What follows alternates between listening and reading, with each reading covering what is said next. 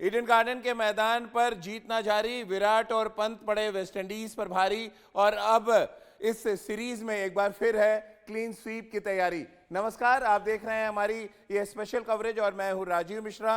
Toss भारतीय team हार गई, लेकिन उसके बाद बल्लेबाजी के बॉस विराट कोहली कोलकाता के ईडन गार्डन के मैदान पर चमकते हुए नजर आए। एक लंबे अरसे के बाद उन्होंने किंग की तरह बल्लेबाजी की और किंग कोहली ने इस बात को दर्शाया कि आने वाले समय में शतक उनका इंतजार कर रहा है। इसके अलावा अंतिम के ओवर्स में वेंकटेश अय्यर और ऋषभ पंत के बीच में धुआंधार साझेदारी देखने को मिली और इस साझेदारी की वजह से भारतीय टीम 187 रनों का स्कोर बनाने में कामयाब रही। 28 गेंदों पे 52 रनों की पारी खेली ऋषभ पंत ने। वहीं अगर हम विराट कोहली की बात करें तो 41 गेंदों पे 52 रनों की पारी विराट कोहली ने खेली। कुल मिलाकर भारतीय टीम ने खेल के तीनों डिपार्टमेंट में एक बार फिर वेस्टइंडीज को चारों खाने चित करते हुए सीरीज अपने नाम कर ली है। लगातार 5वीं हार मिली है। अगर हम बात वेस्टइंडीज की करें अब तक के इस दौरे पर, पहले 3 वनडे मुकाबले हारी वेस्टइंडीज की टीम और उसके बाद अब लगातार 2 T20 मैचेस हार चुकी है। अगर हम आंकड़ों के लिहाज से बात करें तो भारतीय टीम की T20 फॉर्मेट में लगातार 8वीं जीत है, यानी पाकिस्तान के रिकॉर्ड को उन्होंने बराबर कर लिया है। एक और मैच जीते ही वो पाकिस्तान के बराबर खड़े हो जाएंगे, क्योंकि पाकिस्तान एक साल में 8 मैच एक बार जीत चुका है और एक बार 9 मैच, यानी कि उनके रिकॉर्ड की बराबरी करने के लिए वेस्टइंडीज के खिलाफ क्लीन स्वीप करना पड़ेगा भारतीय टीम को। आइए आपको सबसे पहले 2 तस्वीरें दिखाते हैं। ये 2 तस्वीरें हैं ऋषभ पंत की और वेंकटेश अय्यर की। दोनों के बीच में जबरदस्त और शानदार साझेदारी देखने को मिली। 18 गेंदों पे 33 रन बनाए वेंकटेश अय्यर ने और 28 गेंदों पे 52 रनों की पारी खेली ऋषभ पंत ने। दोनों ही खिलाड़ियों के बीच में एक 76 रनों की बड़ी साझेदारी देखने को मिली। 35 गेंदों पे ये साझेदारी हुई, जिसकी वजह से भारतीय टीम 187 के स्कोर तक पहुंचने में कामयाब रहा। 8 रन से ये बहुत ही नज़दीकी मुकाबला भारतीय टीम ने जीता। भुवनेश्वर कुमार ने अंतिम के ओवर्स में शानदार गेंदबाजी की और एक समय तो पावेल ने 2 छक्के लगाकर मैच को ऐसा लगा था वेस्टइंडीज की तरफ वो मोड़ देंगे, लेकिन ऐसा नहीं हुआ। कुल मिलाकर अंत भला तो सब भला और भारतीय टीम न सिर्फ मैच जीती बल्कि सीरीज भी अपने नाम करने में कामयाब रही। अब हम इस जीत पर बातचीत करेंगे। हमारे साथ क्रिकेट एक्सपर्ट्स का पैनल इस समय हमारे साथ जुड़ चुका है। राजकुमार शर्मा जी, सबा करीम और रितेंद्र सिंह सोढी हमारे साथ जुड़ चुके हैं। सबा भाई, बहुत ही नज़दीकी मुकाबला, बहुत टाइट फिनिश और इस टाइट फिनिश में भारतीय गेंदबाजों ने अपने नर्व को कंट्रोल में रखा। हाँ राजीव, ढेर सारी बधाई भारतीय टीम को। और ये सही इम्तिहान था, ये कड़ा इम्तिहान था जी। यहाँ पर भारतीय टीम निकल गई। इससे विश्वास बहुत ज्यादा बढ़ जाएगा भारत का। और वो भी जब आप देखें तो 3 ओवर में, अंतिम के 3 ओवर में सिर्फ 37 रन चाहिए थे वेस्ट इंडीज को ये मैच जीतने के लिए। और उनके 2 पावर हिटर्स मैदान पे थे, क्रीज पर मौजूद थे, रॉमन पॉवल और निकोलस पुरन। वहां पर आकर जो 18th ओवर डाला हर्षल पटेल ने, सिर्फ 8 रन दिए। और उसके बाद 19th ओवर क्रूशियल ओवर था, जहां पर भुवनेश्वर कुमार ने एक तो विकेट भी लिया और सिर्फ 4 रन दिए। वहां से ये मुझे लगता है कि टर्निंग पॉइंट है इस मैच में। जिस प्रकार से भुवनेश्वर कुमार ने वापसी की है इस श्रृंखला में, इस मैच में जिस तरह से उन्होंने इकोनॉमिकली गेंदबाजी की है, ये दर्शा रहा है कि धीरे धीरे वो पुराना भुवनेश्वर कुमार हमें देखने को मिल रहा है। और ऐसा लगता है कि इस प्रकार के अनुभव की जरूरत होगी भारत को, विशेष करके इस प्रकार की कठिन परिस्थिति में जब आपको गेंदबाजी करनी पड़े तो एक न एक अनुभवी खिलाड़ी की आपको जरूरत होती है। बिल्कुल, ऋषभ पंत और वेंकटेश अय्यर की साझेदारी ने इस मैच में बड़ा फर्क डाला। हालांकि सबसे बड़ी साझेदारी पावेल और पूरन के बीच में देखने को मिली, रितेंद्र शतकीय साझेदारी, लेकिन अंत में भारी पड़ गई वेंकटेश अय्यर की बल्लेबाजी और ऋषभ पंत की बल्लेबाजी। 3 विकेट गिरी सिर्फ वेस्टइंडीज की और 8 रन से मुकाबला हार गए। थोड़ा सरप्राइज है रितेंद्र, जिस तरह के अप्रोच के साथ वेस्टइंडीज खेली। यहाँ तारीफ करेंगे आप भारतीय तेज गेंदबाजों की खासतौर से इस मुकाबले में। जी हाँ जी, बिल्कुल। यहाँ पे हमें भारतीय टीम की एज कलेक्टिव यूनिट जिस तरह मेहनत रही है उसकी तारीफ करनी होगी, सराहना करनी होगी। बल्लेबाजी शानदार की ऋषभ पंत, वेंकटेश अय्यर की जो साझेदारी थी, that was the turning point. Virat Kohli का जो नॉक था, that was Sublime in his own way. और अगर हम बॉलिंग की बात करते हैं, भुवनेश्वर कुमार की वापसी ये हुक्म का यक्का साबित हो सकता है, क्योंकि एक समय ऐसा लग रहा था कि भुवनेश्वर का अब क्रिकेट करियर खत्म है, अब पेस उन्होंने लूज कर दी है, यॉर्कर्स नहीं आ रही हैं, लेकिन क्या कमाल की बकमाल गेंदबाजी की। और युजवेंद्र चहल और रवि बिश्नोई की जोड़ी ने कहर डाला है। तो यहाँ पे वेस्टइंडीज जहां लग रहा था शायद इस मैच को जीत जाएगी, चारों खाने चित हो गई है। तो भारतीय टीम की प्रिपरेशन वर्ल्ड कप के लिए, I think that is on, that is brilliant, that is magnificent, and I am sure Rahul Dravid will be a very happy man. बिल्कुल। और राजकुमार जी, अगर हम मैच के टर्निंग पॉइंट की बात करें, विराट, रोहित और सूर्य कुमार यादव ने मीटिंग की और जो पावर प्ले का आखिरी ओवर था, यानी छठा ओवर, पहले हर्षल पटेल फेंकने आ रहे थे और उसके बाद उस ओवर को युजवेंद्र चहल ने डाला। क्या मैच में निर्णायक ओवर आप उसको मानते हैं? विकेट निकला और उसके बाद से दोनों लेग स्पिनर्स ने पूरी तरह से डोमिनेट किया, यानी कि 8 ओवर में सिर्फ हमने 60 रन खर्च किए और इस मैच को लगभग लेग स्पिनर्स ने दबाव बना के रखा पूरी तरह से वेस्ट इंडीज के ऊपर।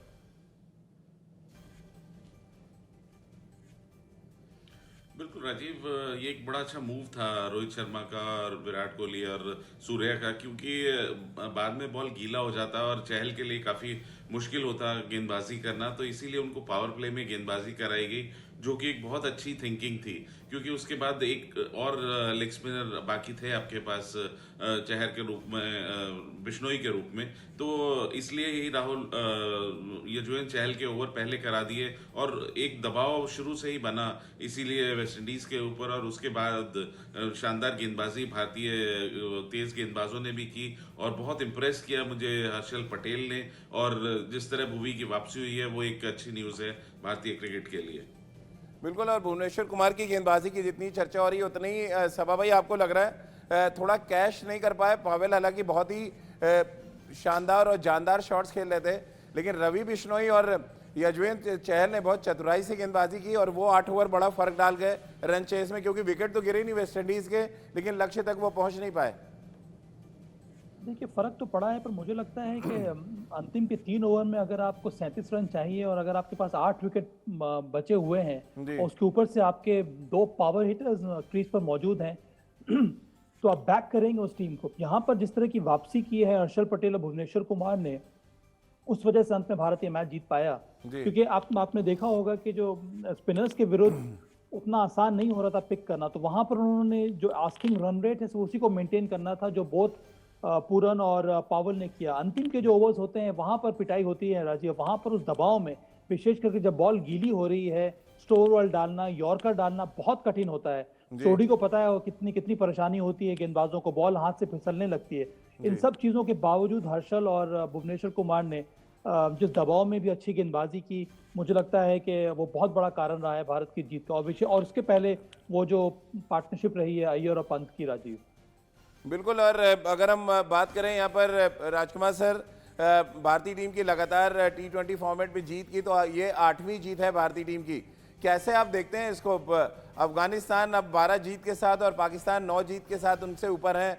किसी भी बायलैटरल सीरीज की बात करें, लगातार T20 मैचेस जीतने की।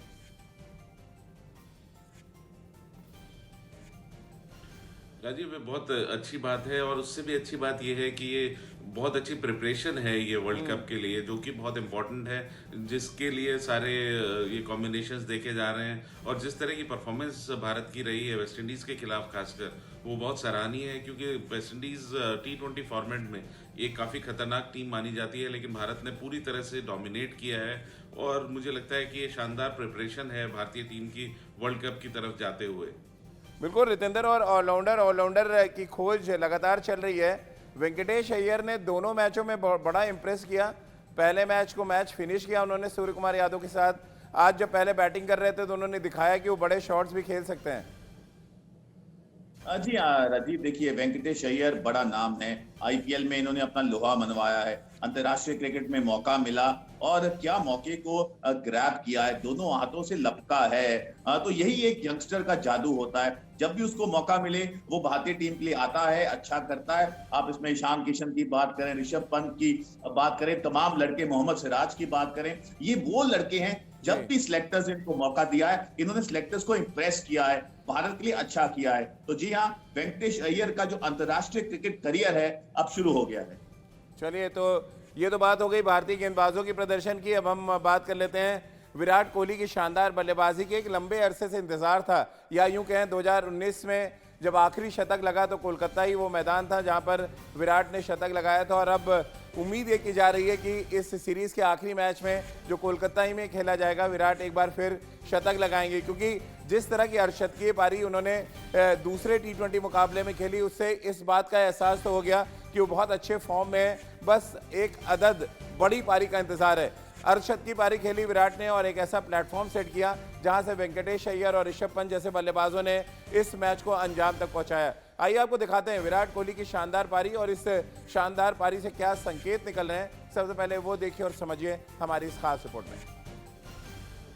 एक बल्लेबाज के बैट के स्वीट पार्ट पे जब बॉल लगती है तो उस बल्लेबाज को अंदाजा हो जाता है कि वो कितने अच्छे फॉर्म में। और साथ ही अगर आप स्टेडियम में बैठे हैं या स्टंप माइक को बहुत ध्यान से सुनेंगे तो वो आवाज़ आपको बता देगी कि आने वाला जो समय है वहाँ पर आप कितना बड़ा स्कोर देखने वाले हैं। अब राजकुमार शर्मा जी हमारे साथ हैं, विराट के कोच, और सबा करीम और साथ ही रितेंद्र हैं। राजकुमार जी, अगर स्टंप माइक को बहुत ध्यान से सुने और जिस तरह से बॉल मिडिल कर रहा था विराट का, ऐसा लग रहा है कि अर्धशतक तो हमने देख लिया, अब शतक का इंतजार शायद संडे को पूरा हो जाए।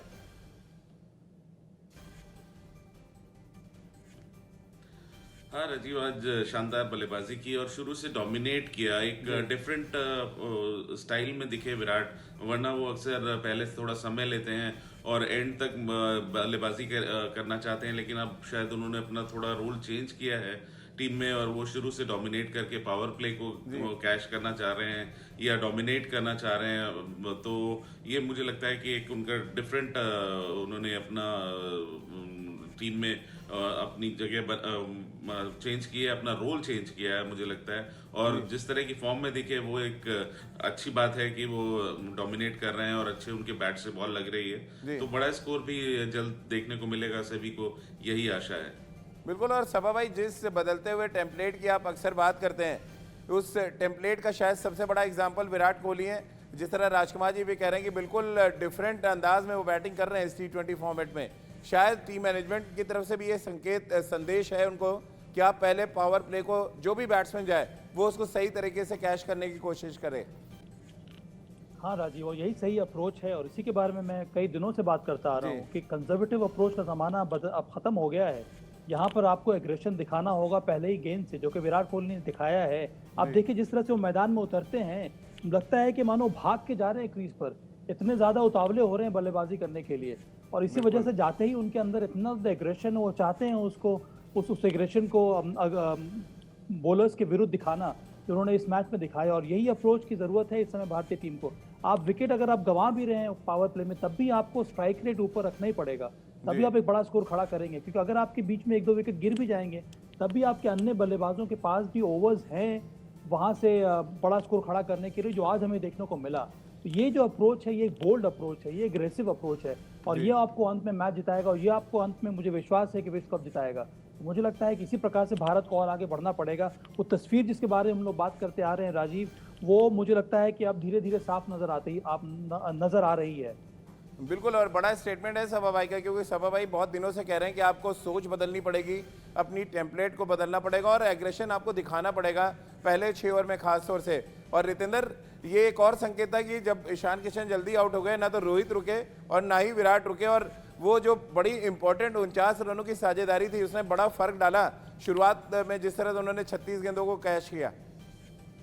जी हाँ, बिल्कुल। साबा ने बहुत अच्छी बात कही है। देखिए, positive intent has to be the forte, और भारतीय टीम ने आज वो दिखाया है। और अगर विराट कोहली जैसे दिग्गज प्लेयर, रोहित शर्मा जैसे दिग्गज प्लेयर क्रीज पर हैं और पॉजिटिव अप्रोच से खेल रहे हैं, मुझे लगता है पसीने आ जाते हैं प्रतिद्वंदी को, और ऐसा ही कुछ आज हुआ है। और जैसे अभी साबा ने कहा, हमें इस टेम्पलेट की जरूरत है वर्ल्ड कप जीतने के लिए। तो शुरुआत हो चुकी है, अब भारतीय टीम पॉजिटिव दिख रही है, ये बहुत अच्छे संकेत है। अच्छी बॉलिंग हो रही है और टीम फिट नजर आ रही है। तो 10 में से 10 इस सीरीज के लिए, और फिंगर्स क्रॉस भारतीय टीम ऐसे ही खेलते रहे और हम वर्ल्ड कप जीतें, जिसका पूरी भारत जनता को इंतजार है। राजकुमार सर, खासतौर से विराट का इन्वॉल्वमेंट भी बहुत ज़्यादा नज़र आया, जिस तरह से वो कप्तान के साथ बातचीत कर रहे थे, जिस तरह से वो खिलाड़ियों के साथ मिक्स एंड मैच हो रहे हैं, ये दर्शाता है कि चीज़ें धीरे धीरे बहुत काम हो रही हैं और ये टीम फिर से टीम इंडिया के तौर पर खेलती नजर आई है। पिछली जो कुछ हमें जीत मिली है, लगातार 5वीं जीत है वेस्टइंडीज के खिलाफ, और हमेशा कहते हैं कि जीत एक टॉनिक का काम करती है, परिस्थितियां अपने आप बदलने लगती है अगर आप आज जीतने लगते हैं तो।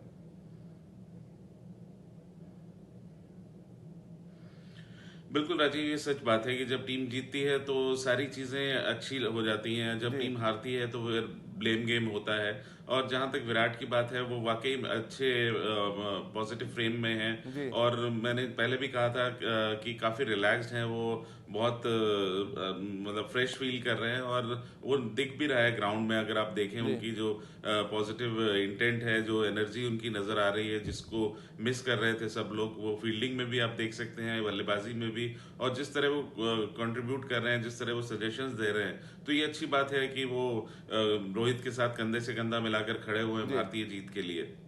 चलिए सबा भाई, चलते चलते एक तो सवाल जहन में यही है कि क्या भारतीय टीम T20 फॉर्मेट में भी क्लीन स्वीप करेगी, और दूसरा, रोहित शर्मा लगातार 5वां मुकाबला जीते जब से फुल फ्लैश कैप्टन बने, कितने नंबर्स अब आप देंगे? अब तो तस्वीर थोड़ी आ गई है आपके सामने। अरे अब नंबर की बात छोड़ दे राजीव, अब बस इंतजार कीजिए कि भारत एक तो ये श्रृंखला जीत ले, और दूसरी बड़ी बात ये है कि वो विश्व कप जीते। मुझे लगता नहीं कि यहाँ पर नंबर की बात होनी चाहिए। मैं तो यहाँ पर तुलना कर रहा हूँ संगीत से, हमारे 2 प्रीमियर बल्लेबाजों की। तो अगर आप रोहित शर्मा को बल्लेबाजी करते हुए देखेंगे तो ऐसा लगता है कि भारतीय शास्त्रीय संगीत आप सुन रहे हैं। विराट कोहली को देखेंगे बल्लेबाजी करते हुए तो ऐसा लगता है कि आप किशोर कुमार को सुन रहे हैं। और उससे एक और बात और है, रोमन पावल को अगर आप देखेंगे बल्लेबाजी करने के लिए, जिसको डीसी ने खरीदा है इस साल, वो ऐसा लगता है वो कैलिप्सो गाना गा रहे हैं। बिल्कुल। और इस कैलिप्सो म्यूजिक में भारतीय गेंदबाज थोड़े फंसते हुए भी नजर आए थे, जिस तरह की वो पावर हिटिंग कर रहे थे।